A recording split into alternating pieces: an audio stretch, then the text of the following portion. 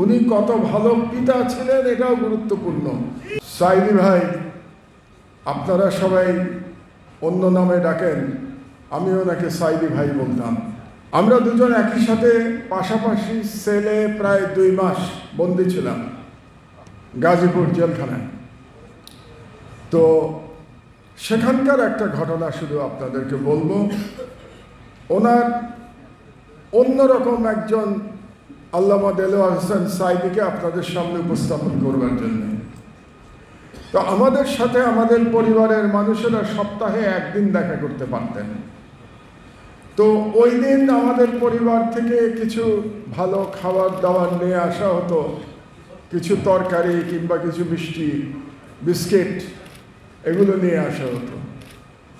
তো আমরা যখন জেলে ছিলাম, ডিভিশনে একমাত্র আমি আর সাইদি ভাই ছিলাম, দুজনই মানুষ ছিলাম।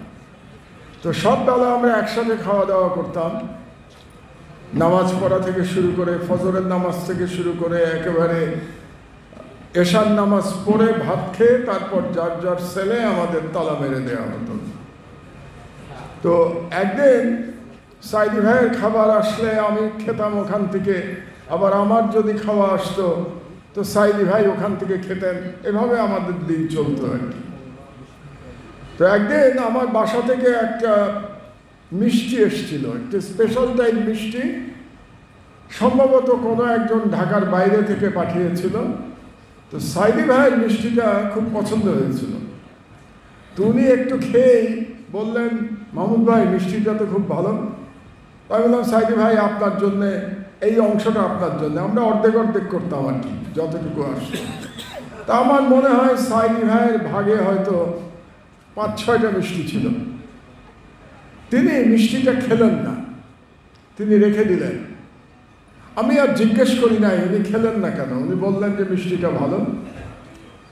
তার একদিন পরে ওনার, এটাকে জেলখানার ভাষায় বলতো দেখা, মানে ওনার দেখা আসবে, মানে হচ্ছে ওনার পরিবারের লোকজন আসবে। তো পরের দিন ওনার পরিবারের লোকজন যখন আসলো এবং তারপরে আমরা গল্প করতাম কে কেমন আছে এটা জানবার জন্যে, সাইদি ভাই আমাকে বললেন যে আমি মিষ্টিটা কেন খাই নাই জানেন? এই মিষ্টিটা খুব ভালো ছিল, আমার ছেলে মেয়ে এবং নাতি নাতনিদের খাওয়ানোর জন্য আমি এই মিষ্টিটা খাই নাই। আপনি কতটা স্নেহশীল পিতা এটা চিন্তা করে দেখেন। যেখানে জেলখানায় আমরা প্রায় কিছুই পেতাম না, সেই জেলখানায় একটুখানি মিষ্টি উনি রেখে দিচ্ছেন ওনার পরিবারের জন্য।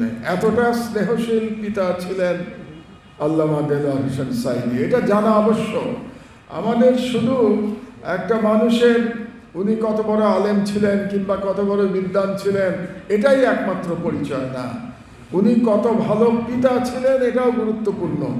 রসুল মহানবী হযরত মুহাম্মদ সাল্লাল্লাহু আলাইহি ইসলামের কাছ থেকেও শিখেছি যে ভালো পিতা হও ভালো মুসলমানের জন্য গুরুত্বপূর্ণ। এটা আল্লামা দেলোয়ার হোসেন সাইদির মধ্যে আমি দেখতে পেরেছি।